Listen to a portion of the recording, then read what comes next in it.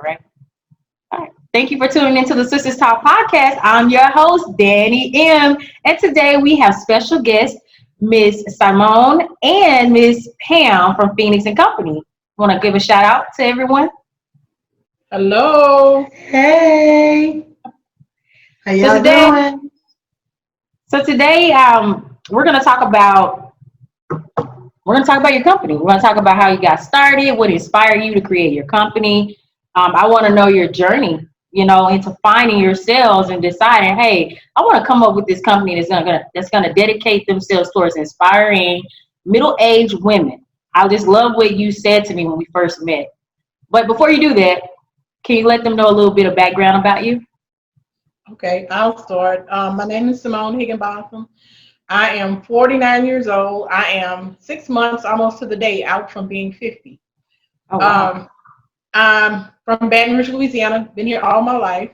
I'm divorced, mother of a 26-year-old daughter that's married and a 20-month-old granddaughter.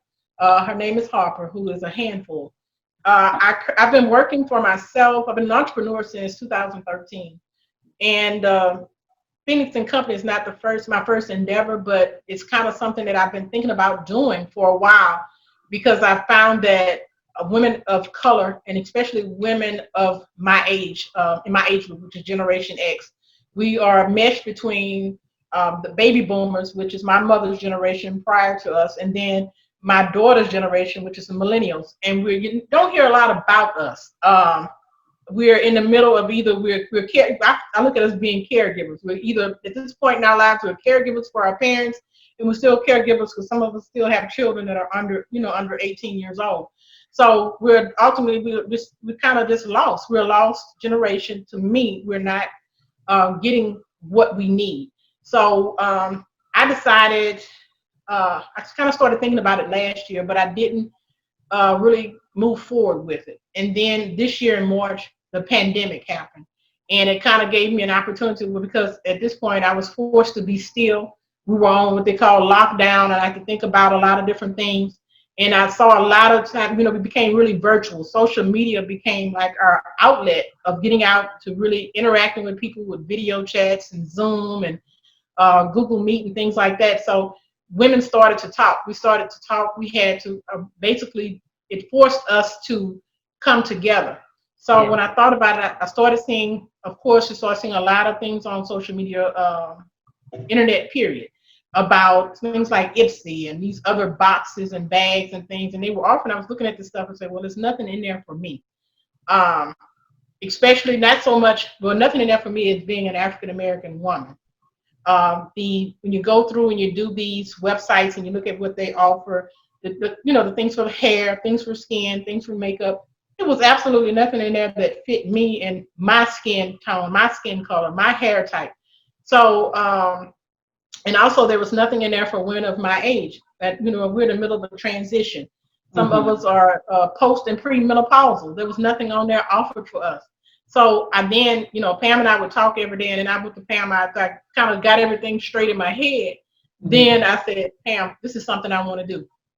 I want us to do these subscription bags, monthly bags that are geared to empower women that are 40 plus, women of color.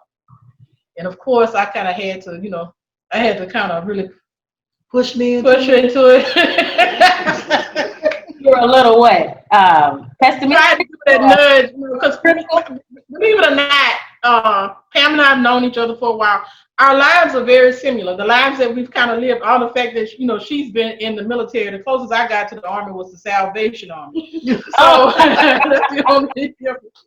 And she has 3 children. I only have the one, but we both had. And she said this something to me one day that really, really, we both dealt with loss around the same time in our lives. I lost my mom in August 5th of 2015. She lost her husband December 5th, 2015. Oh, wow. So we both dealt with that. That's a loss of a lifetime. Mm-hmm. So we would keep in touch and talk. She'd always ask me, "How do you do this? How do you decide that we all deal with things differently." And it kind of, I think, brought us closer to where we are now. Pam and I, like I said, are a lot of like what you see is what you get. We're as real as anybody can get. We're just real women. There's nothing fake about us, nothing pretentious about us. What you see is what you get. So we kind of talked about a name, and we started talking about, at this point in our life, most women are at a transition. They're going through a divorce. They may be getting remarried, emptiness, losing, at this age you start losing your parents. You just going back to school, changing jobs, careers, becoming entrepreneurs. And when we thought about it, we thought about a phoenix. A phoenix is, Exactly. it's reborn again. And so I look at this time in our life, we're saying midlife, but we're starting over. We're beginning a new life. We're beginning to live and do things that I wouldn't normally do. We've actually had 3 vacations this summer, even in the middle of a pandemic. Oh, wow. Where'd you go? On a list. She has a list that I think some of the stuff I don't want to do.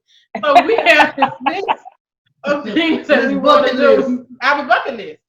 And, even with the pandemic kind of pushed me, like I said, gave me that extra push that I needed to do some of the things and say some of the things that I probably never would have said or did.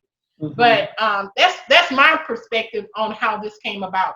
Now, Pam probably looks at it a whole different way. Well, my name is Pam. I'm a widow. I have 3 kids. They're grown. My baby is 21. Is that your favorite? You said my baby. My baby is 21. I have a 31, a 26, and a 21-year-old. I have 3 grandkids, Dalen, Dior, and Drew, 9, 7, and 2, and 2, wow. And 2. Oh, I have a 2-year-old. I know about it. He's a mess. I lost my husband in December of 2015. At that time, I had been an at-home mother for 18 years. Oh, wow. So my life ended and completely started over, like literally. I hadn't worked in over 20 years. I had been taking care of my mom, both of my grandmothers, my husband, my dad, since 2000.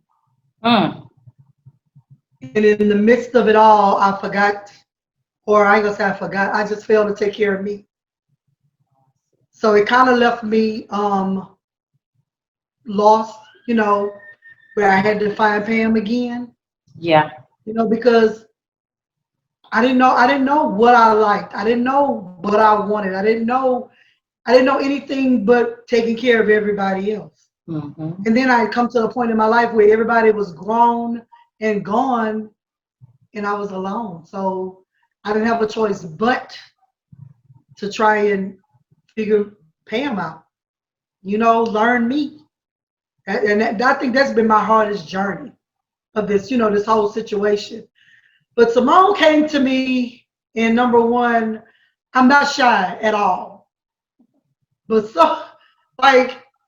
she was like, well, we're going to do this and we're going to do that, and don't tell me no. And I'm like, Simone, I don't know nothing about all of this. Me either. But we're going to figure this out. I'm like, no, that's right. All going to get me into. Then she started with, okay, we have to do, we're going to do some podcasts. What? I don't talk. Yes, you do. We're going to look at where you are now. Exactly. Oh, we're going to take pictures. That was the hardest thing in the world, because I do not take pictures. Let me tell you something. I noticed something about that picture. You had your back turned to us. And I asked Simone, I said, do you have another photo? But I was implying that question to mean, like, do you have another photo where Pam is facing forward?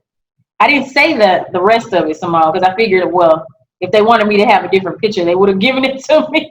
But actually, that picture was not posed. That was the photographer just took captured that picture. It was random. Okay. Yeah. And so, but I felt like it was so iconic in a way, because I'm facing forward and she's facing backwards. I'm embracing what's coming, and to me, like, she has turned her back on the past. Mm-hmm. Whatever happened before, her back is to them. I'm facing it. But that to me that was such a powerful pose to me. How for her to be strong enough in her life to be able to just leave all that her past in the behind and start all over again.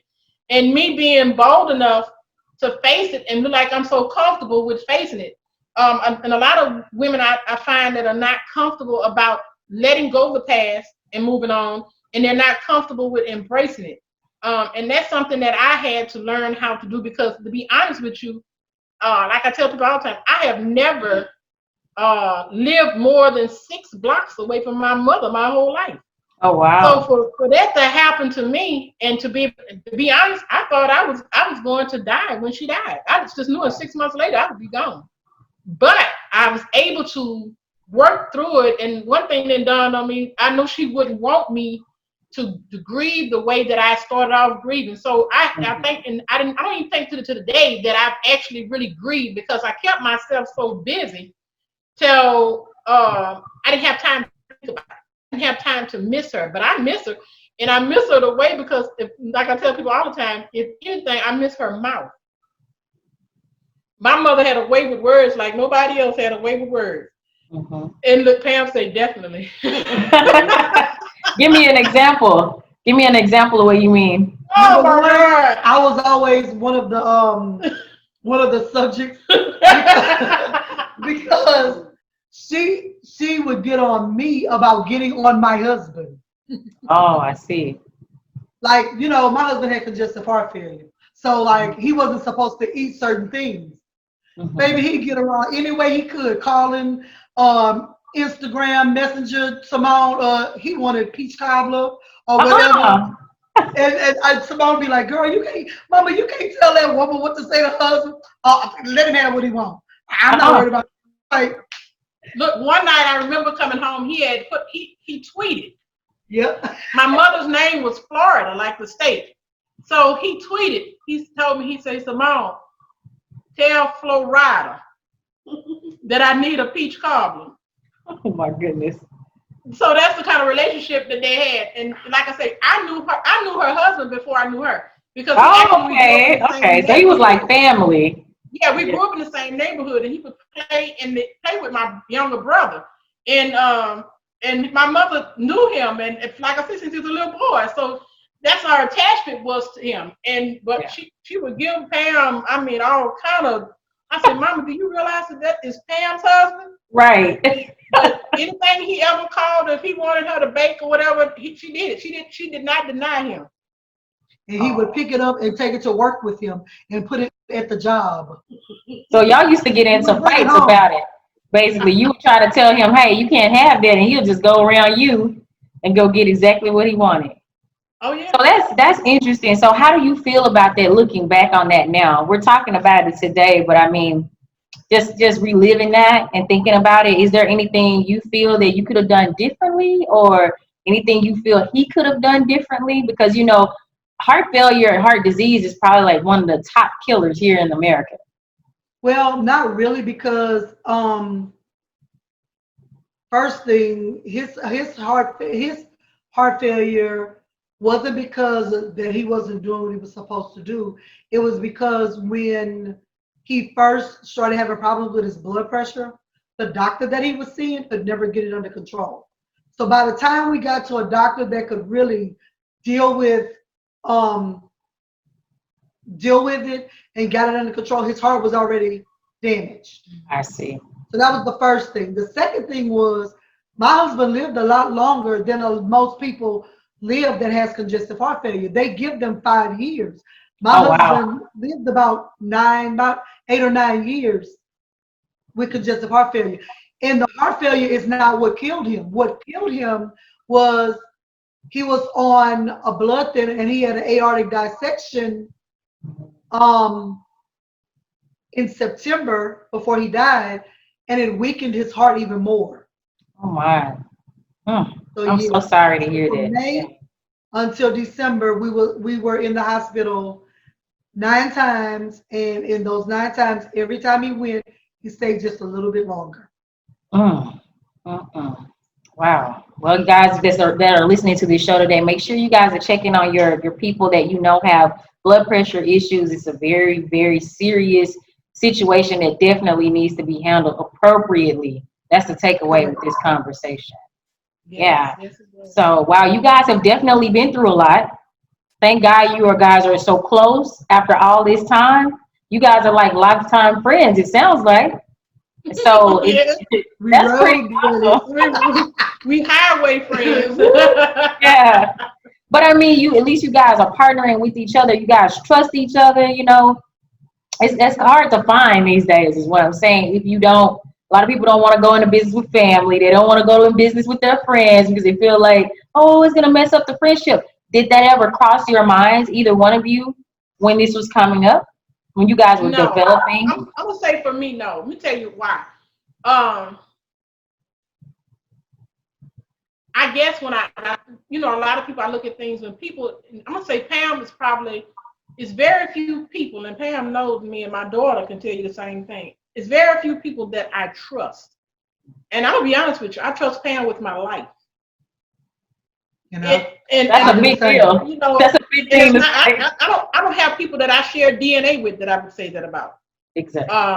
I trust her with my life. And so that thought, and my thing, it's a business, yeah, but for me and her, I felt like this is something that we needed.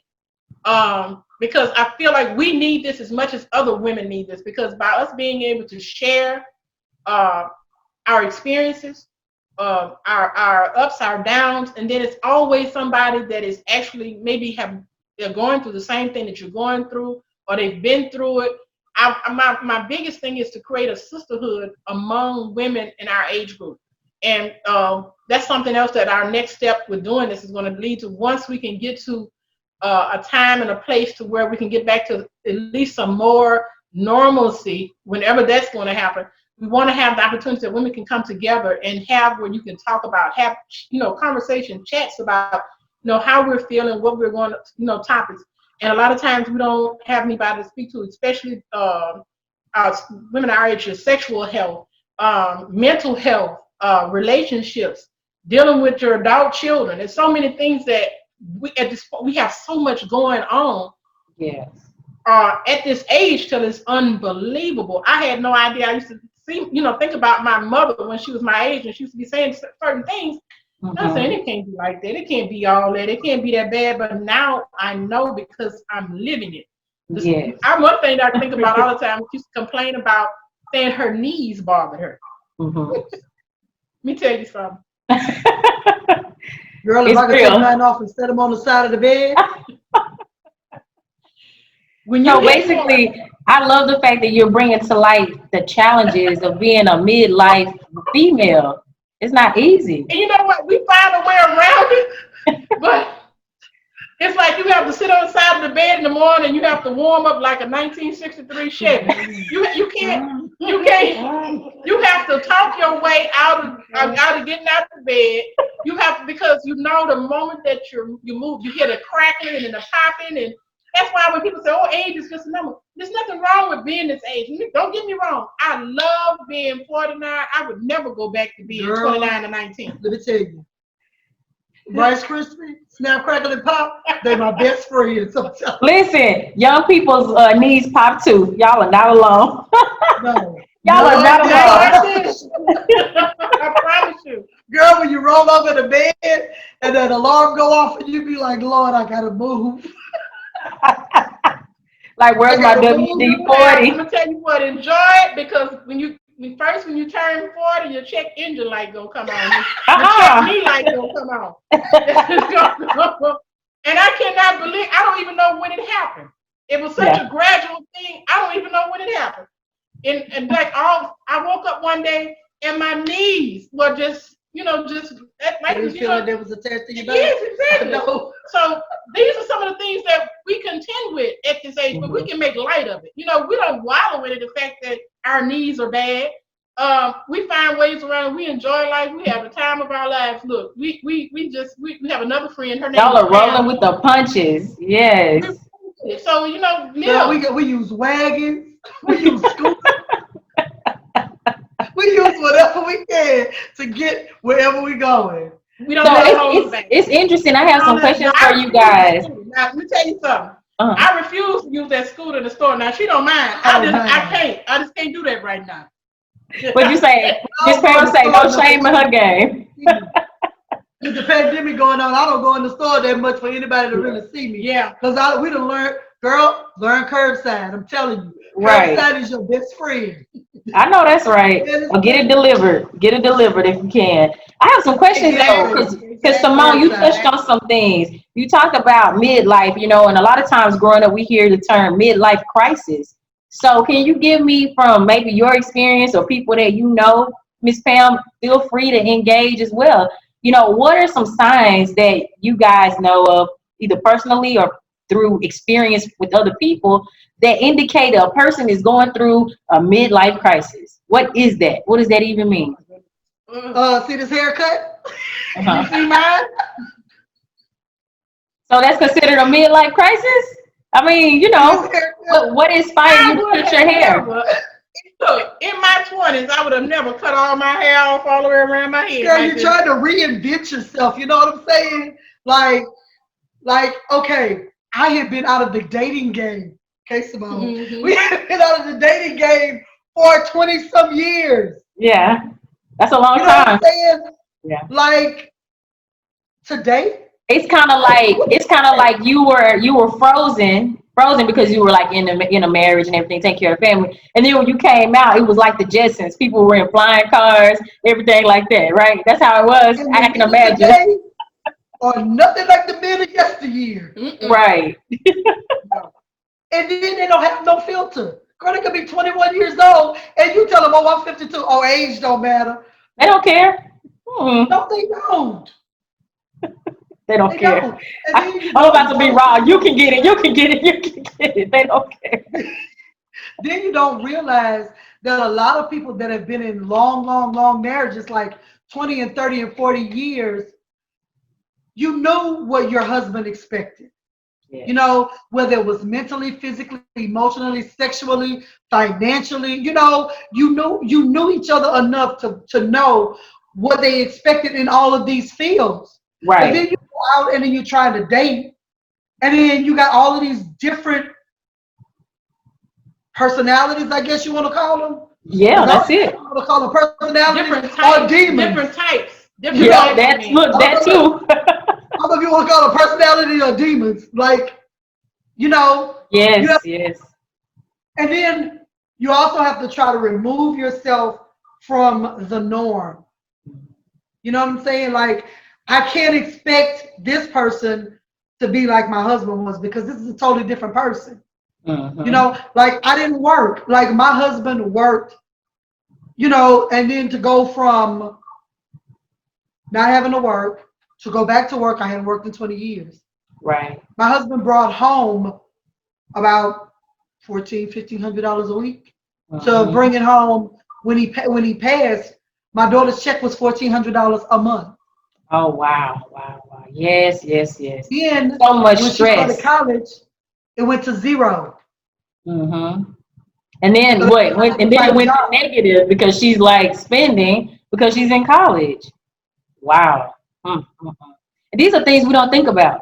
We don't think about the women and men that are mid-age and their kids are adults or they're trying to become into adulthood. They're trying to get through college. They're trying to figure it out, get jobs, and things are not balanced. If one of the spouses passes away or whatever the case may be, it definitely, I guess, is a moment in life where you're transitioning.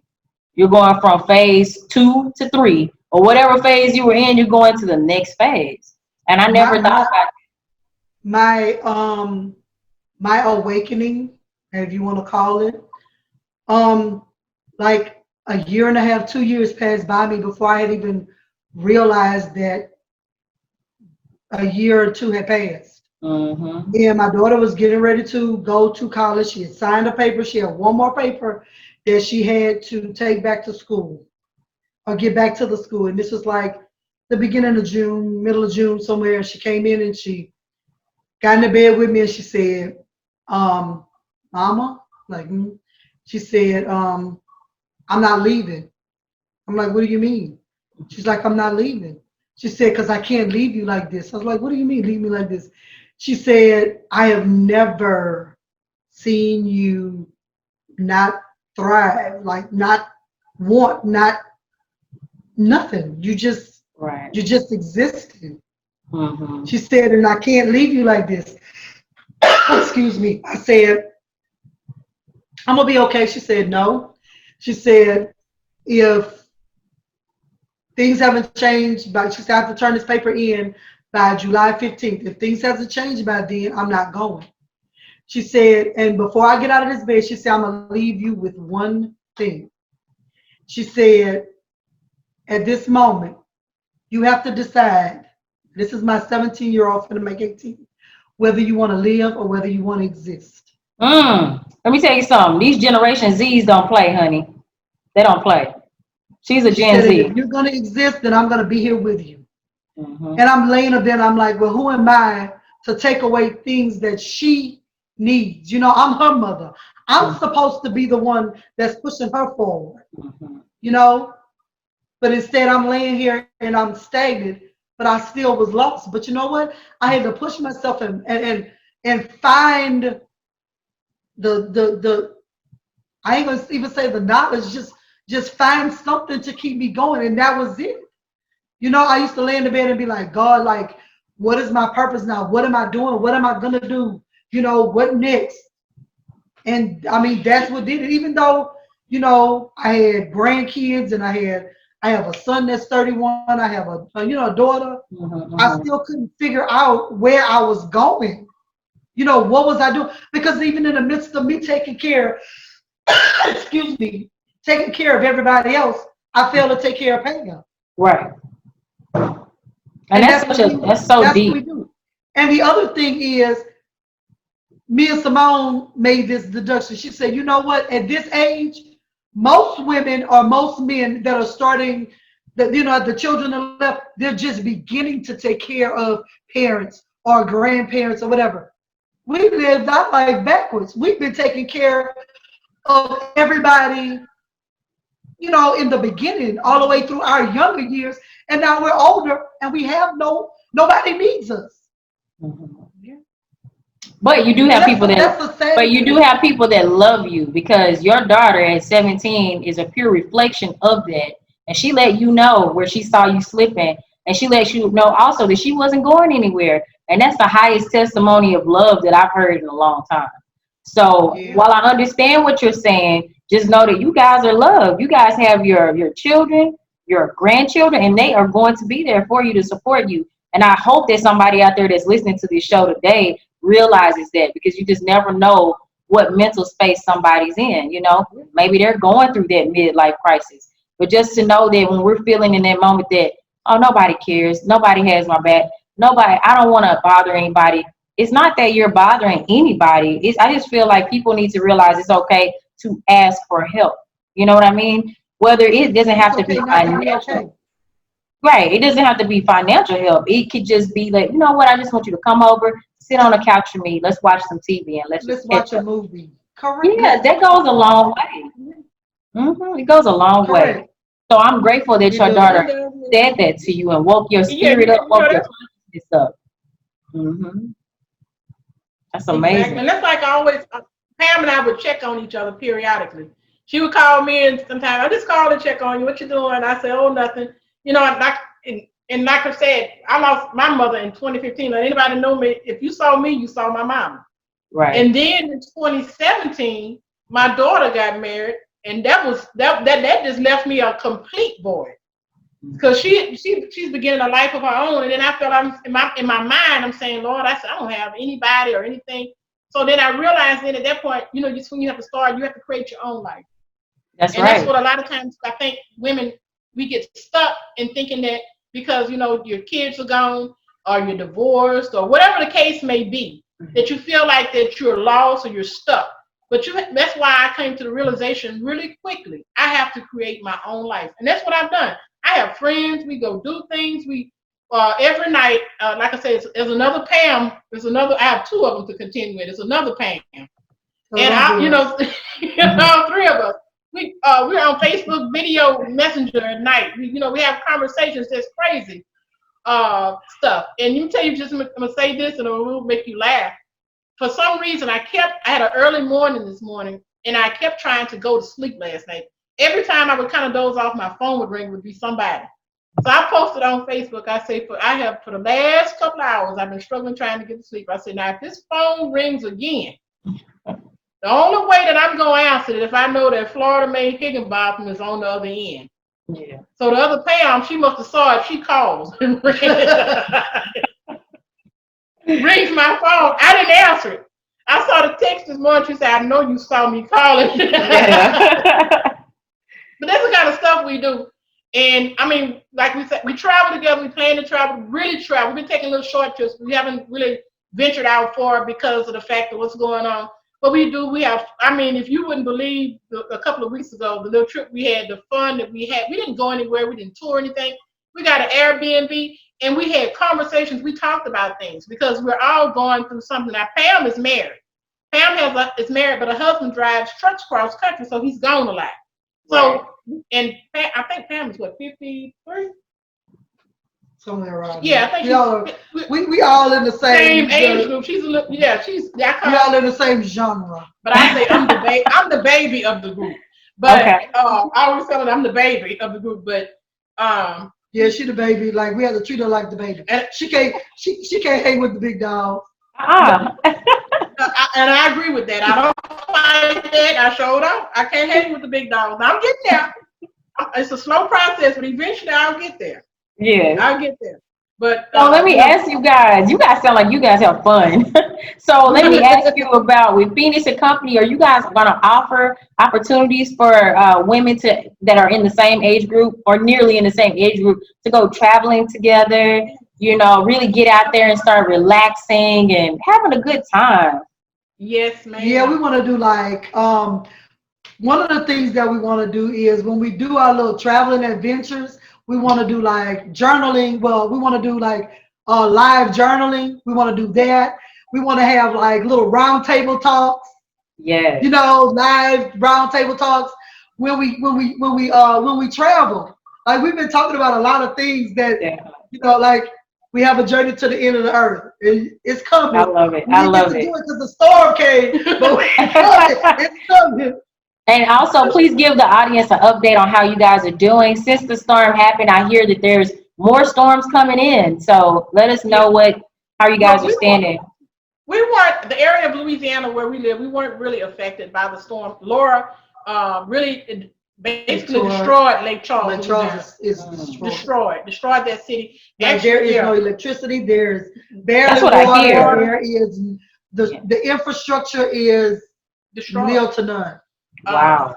So I'm actually earlier this week, I went and dropped off some stuff to be taken up there, some water and different things for them I donated for them to be able to take to Lake Charles.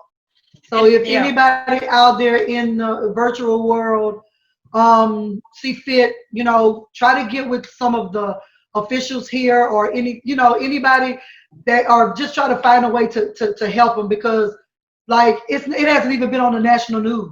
I've noticed they're not giving them any media airtime. I'm really surprised by that. There are people that are sleeping on the Walmart parking lots on the ground. It's cooler outside than it is to sleep in the house. Oh yeah, I can imagine. The humidity is bad. It's horrible. And they're a lot of people mosquitoes and everything. So it's wow, yeah. And then they can't go here in Houston because of the pandemic. There's a lot of people in Houston that they're just gonna stay.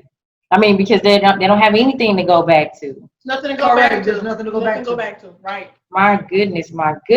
Well, okay. So definitely sending up prayers for all the families that are affected and were affected by the storm that came through, and for people that are we don't know where these next storms are gonna go, but hopefully you guys evacuate when they tell us to, because that's not anything to play with.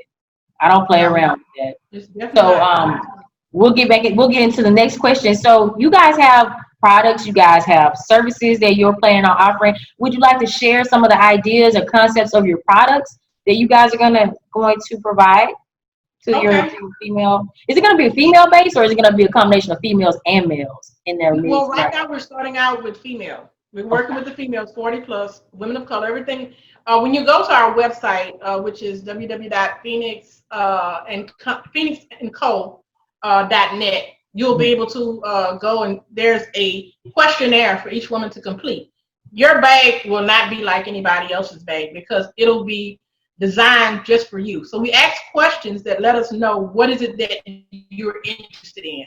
What are some of the products, some of your health issues? We ask, things, age, of course. We ask like favorite color, just different things to find out. So each bag will contain 5 items. And we've partnered with one other company, which is called Glow Intentions, which is based out of a little town in Louisiana called Gonzales, Louisiana. It's owned by Verna Gordon.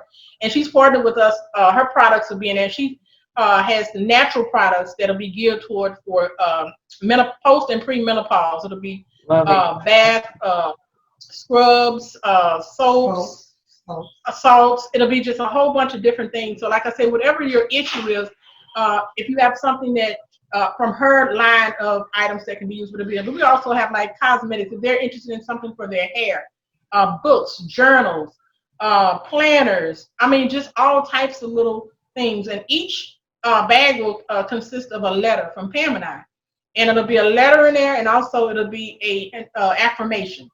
Each bag will have an affirmation, something that they'll have to be a keepsake that they can keep with them to, to something they can read over to encourage them, to empower them, to inspire them, to educate them, because we find that you're always looking for something to empower yourself. And I look every day. I wake up, I'm looking for something that's going to empower me or inspire me to be able to go on and move forward. Life definitely wasn't easy before the pandemic, and a lot of people now are dealing with the loss of jobs, loss of family members, dealing with that virus for themselves personally.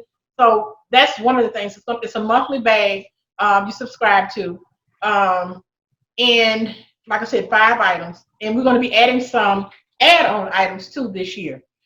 Some things that I don't want to kind of put out there yet until it's on the website, but we're going to be actually offering something at the beginning of the year. We don't know if it's going to be virtually or if it's going to be in person, but we more than likely, because what we want to do, we want to expand outside of Louisiana, where I'm connecting with women outside of the state to where they can be a part of our virtual event. So if we do something in person here in Baton Rouge, and the surrounding areas, of course, we're going to follow up with something virtually, because that's become a big thing now. Believe it or not, being able to be virtually connected is just as important as being face-to-face connected in person. So that's just a few of the things. Like I said, we're going to be offering, we're kind of thinking about, we have a group, a private group that's on Facebook that's right now, right at 100 women that are in this group. But we have questions. Anybody just can't get in this group. But this group is going to be a group of women that we're going to kind of use as our, not going to say case study, but maybe our test group. She's better with words than me. But test group. It's called Reloaded, Rise and Transform, Let's Talk. So we post up there every day, questions, and we have conversations. But there's no taboo. The only thing that you cannot do is be negative. Exactly. Like if you have questions, you have comments, anything you want to say, as long as it's not disrespectful and it's not negative. We're not here to judge, because maybe that question will help someone else. It may even help me.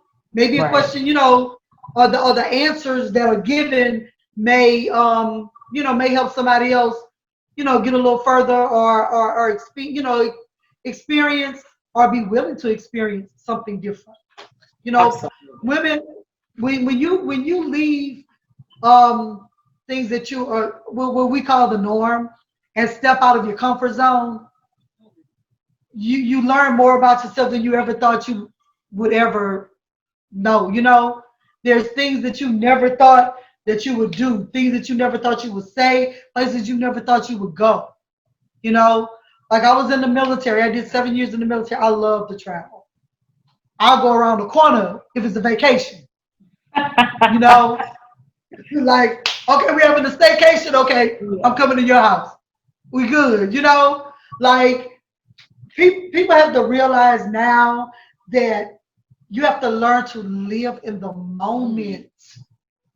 Like live in the moment. Don't worry about what's going to happen tomorrow. Don't even worry about what happened yesterday, because you can't change either one of them.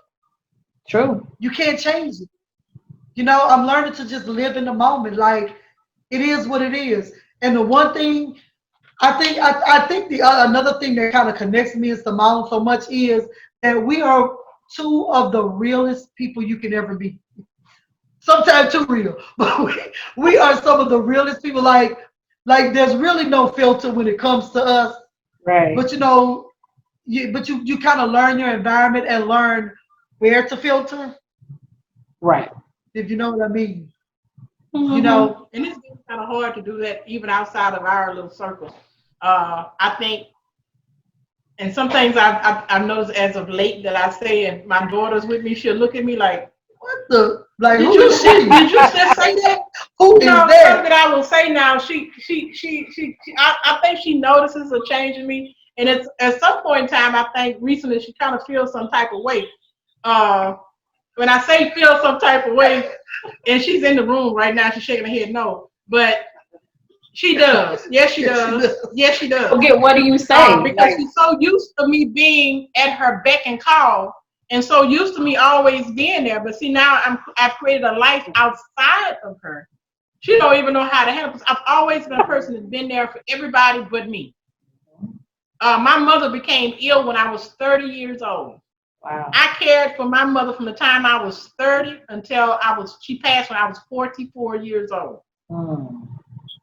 So that goes to tell you, just like all of my 30s. I tell people all the time, I don't even remember being in my 30s. Yeah, I can't remember anything about my 30s. Nothing, absolutely nothing. You really lose yourself. I believe that. Yeah, well, a lot of your time and energy was dedicated towards keeping her alive and healthy. So I totally get it. Totally. Exactly.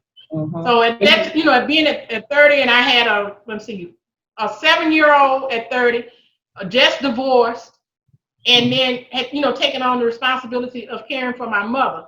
And like I said, people actually say, I said I don't even remember being in my 30s, and I don't. But now, like I said, this is what I want to use ourselves and other women. That's why it's so important to me to use this opportunity with Phoenix and Company to bring women together, to not let them know that they're not alone. A lot of times, at first I thought I was the only person going through that. I felt like nobody would understand. But in actuality, we're not alone. Every woman that's in this age group may not have gone through or going through most of the same things, situations that they're going through something. They're going through something whether it's similar. their menopause, whether it's learning themselves because their children are gone. Like I just lost my mom. My mom just passed in July of last year. It's only been a year since my mom passed. But up until then I was taking care of people. But still, even in the midst of it, you feel like, what did I miss? Mm-hmm. What did I miss? Like, I missed 20 years of my life. What did I miss? Oh, I'm finna find it now, though, sister. Yeah, and you should. I mean, enjoy every moment of your journey, because it's so important what you ladies are saying. And to be quite frank, there's people, men and women of all ages, that are experiencing exactly what you guys are talking about right now. There's so many people that are missing out on life because they're trying to take care of their family and loved ones, and they're not thinking about themselves. And sometimes it affects their own health, whether it's mental or physical. And so I know that we always talk about, caring for others, outpouring the love, but you got to love self first. Because if you don't love you, how are you going to be around to love anybody else? You don't pour back into yourself, especially women. We are nurturers, we are caregivers, we are all of the above. And so we definitely have to take time. Typically, Saturdays are my days where I give back to myself. I'm usually lazy all day. But because you guys were coming on, I had to make an exception. So I was like, no, I got to get them on the show. But usually Saturdays are either my spa day, or I'm just going to lounge around the house. I'm just going to stay in the house all day if I choose to. Whatever I want to do, I'm going to do it for me. Because you know what? Nobody can tell you when you need to take a break. You have to be able to be responsible enough to have that balance in your life. Last weekend, they had Labor Day? Mm-hmm. Labor Day weekend. I got off Friday. When I left my house? When? Monday morning, when it was time to go back to work. No, Tuesday. I know that's right. Tuesday morning. And don't let nobody feel bad about it. Yeah, you have to. Well, when I say I did absolutely nothing, I got up, got my coffee, took a shower. I didn't even put clothes. I put my pajamas back on. Yes. I'm serious. Don't let anybody make you feel bad. And that's for the people that's listening to this show. You know, people, your family, your spouses, whomever, so used to seeing you go, go, go, go, go. And then when you sit down, they're like, wait a minute, what are you doing? What is going on? Mind your business. That's what's going on. You minding your business and I'm minding mine. Last Christmas, the day after Christmas, I have a nephew that's in San Antonio. So I left that Thursday after Christmas and I spent a week with him. So that I went to bed that Thursday night and he knocked on the door the next day and it was like 3:00 that Friday and he woke me up. He said, I was scared to come in here. He said, because you had been in here so long. He said, I thought maybe you might have passed away up in here. I said, no. I said, I was tired. See, he was like, had his head peeked through. And he said, he knocked us, raised him. He said, you okay? I said, yeah, why? He said, it's 3:00. You've been here asleep all that time. I said, because I'm in a place where you don't I didn't have to do no rip and running. No. I didn't have to be nowhere for a certain time. I didn't have to do anything for anybody because I'm gonna be honest, when I went there, he did everything but pick me up and carried me. It was a true vacation. I spent a week there, and I mean that I slept from 8:00 that Thursday till 3:00 that next day, and I probably would have slept longer than that. But when he knocked on the door, he woke me up because he said I got scared. He said I was scared to come here. I thought you had passed away. I said no, just at peace. At peace. Yes. That's what your body needed, your mind needed it, your spirit needed. You know, and I know that midlife, work doesn't end. A lot of people are still working full-time jobs, and reality is, honestly, I read an article not too long ago. It said at age 40 is when you should be working less hours. So instead of 40 hours a week, you should be cutting it back to maybe 30 to 35 hours per week because your body is aging, your body is going through transitions, both men and women. So, you can't have that, you shouldn't have that mental and physical stress on you day in, day out, dealing with work, dealing with kids or adult kids, right? Because a lot of the kids grow up, but they don't really leave, right? So, it's just a combination. You have spouses who treat you. I know, I got you. I'm there. You have spouses who don't understand you or understand. You have to do the grandpa thing. Right. And some people in that life frame are on their second or third marriage. So then in some cases, those marriages are still fresh. So they don't really know you the way your first marriage, a partner knew you. So there's this, this was very eye-opening to have you guys on the show today because, we kind of know these things, but to hear ladies that are living that life and who have gone through so many different things, you guys are an inspiration. Women of color giving back to other women who are going through the transition of life is something that is not too often talked about. It's something that back in the day, I'm a millennial, but back in the day, older women didn't like talking about menopause. They didn't like talking about the changes. They called it the changes, but they didn't. The change of life. But let me tell you, that is the best thing in the world that could ever happen. I couldn't understand it either. Like you said, I used to see women on TV. Oh, boy, it's me. I'm going through the change. Are you crazy? Hello, girl. This is the best thing in the world. Let me tell you, baby, I thank Jesus every day. Every day. Yes. So then that's good. See, listen, guys, they're not worried. They're not having a midlife crisis. They're happy. So look, you just never know until you cross that bridge. I don't know. We just sister girls. That's what we are. There you go. Friends. We sister girls. Like I want this experience with these women to be like I've known them all my life. That's the way I want it to be. Mm-hmm. Like I don't want them to feel like that they have to filter anything, Like I want to be so much of a sister that, like I want them to be like, if I come on and my hair, if my hair looks bad, I need you to say, look, sister, I need you to cut this off, go to the bathroom, do something to that head of yours, and come back. Yes. Oh, I don't like that shirt. That shirt is ugly. Go change your shirt, come back and see me in a minute. And we laugh about it. I mean, that's the way, the way we want it to be, Exactly. Absolutely. I love t-shirts. I'm just a comfortable person. I like being comfortable. I don't like makeup. I've come a long way. I will, if I have to, I will. I hate makeup. But she told me, you guys gonna be wearing them t-shirts. I got about 1 million t-shirts. That's just who I am. I told her, I said, I don't buy a lot of clothes, but I buy versatile clothes, right? Yes, yes. So we gotta get rid of some of them t-shirts. I'm gonna go to her house with a Simone, listen to your friend Pam. Listen to Pam. She is right. You need to, like you said, you want to recreate yourself. You got to do it all the way. Go all the way with it. It's gonna have to be comfortable though. I like being comfortable. I'm not comfortable with all that. Look, I'm flowing. Yeah, yes. Comfortable. Yes. That would not be. And look, I got on t-shirts. So look, Simone, I'm not tripping. I'm just saying. Shout out to you. Yes, I'm married t-shirts. You can get on sistastalk.org. By the way, let me throw that little shout out there. But you know what? When I was thinking about, when I asked you guys about travel and other things, you know, there's some women that are in their 40s who they want to change the way they look. They want to start working out. So I want to shout out Real Curves Houston. You guys should look them up. They're out in the Houston area. So whenever you come to Texas, look them up on the Facebook page. Give them a shout out because they do laser lipo, which is a non-invasive technique to pretty much curve you.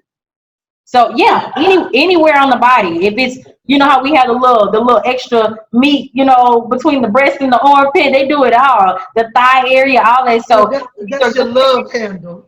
Yes, it's a good connection for you guys because you never know who's in your group. Tell you what, if I come out there, they better have their big guns out. That's all I can tell you. Oh, they ready. I've seen. Locked and loaded. I've seen all people, trust me. And also thinking back on the travel part. So now I'm partnered with Power to Excel Travel. So anytime you guys want to do the group traveling, wherever, it could be Mexico, Africa, these are places that we're going in 2021. So I mean, hey, I'm the direct plug. But we still went, and I met some very, very interesting women, and it was also a life-changing experience for me with them. Yeah. And that's another thing that I want us to kind of, you know, incorporate maybe one retreat a year. Yes. Where you get to meet somebody else, you get to learn somebody else, you get to learn a different culture or a different way of doing things. You know, like that's something else that you know that I had thought about also kind of incorporating into the Sister Talk thing. It would be like really. In fact, even with us, it doesn't necessarily have to be mid-age, even though that's what we're focusing on. But I feel like the younger they are, then they can start learning, you know, what it's gonna be like, or what to expect, or things that they need to do to keep themselves going instead of going into some of the direction that some of us went. Absolutely. You know, you don't have to experience what we did because we did it already. You know, if you don't take away but one thing from us, then at least you learned something. You took something away. At least we didn't do it in vain. Agreed. And I think that's important, right? We give the knowledge to the ones that are coming behind us. So that way you make it easier for every generation to come, you know, and we're not feeling this way, how the generation X's are feeling like, well, who's there for us? You know what I mean? It's like, now we have to figure it out because we've been tunnel vision, just trying to take care of our families. That's really what this boils down to. And it's like, it's really unfair. In our generation, a lot of things were not talked about. That's true. That's true. Talked about. Everything was taboo. You know, everything was from the cycle to, you know, your boy. Like a lot of people learned a lot of things when they got married. Right. You know, they hid secrets with families, you know, that affected these people, and now they're able to talk about it because now it's out in the open, and social media really changed a lot of people's lives. You know, able to have a platform, be able to speak out on things and not be condemned for it.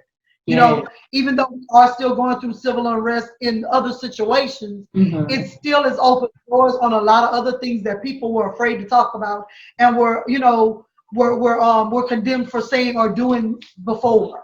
Oh, I love it. Now, that's something that we definitely need to talk more about as well at another time. And maybe you guys can definitely have an event, but primarily focused on what you just said. Because back in those days, nobody wanted to talk about the things that needed to be talked about. Sex, menstrual cycles, you know, what it means to be molested, things like that, things that are still affecting people to this very day. These are critical topics that I personally talk to about my kids too all the time. Well, not the 2-year-old, but the one that's in high school. So she knows because, you know, I'd rather be transparent with her versus her finding it out the hard way, and then something results from that because of her lack of knowledge, because of her ignorance about the topic. There's no reason why I wouldn't share the information. And also, like you said, honestly, the internet really is the deal breaker here, because there's nothing that can be hidden anymore. These kids have cell phones, they have iPads, they have tablets, and if you don't tell them, guess what?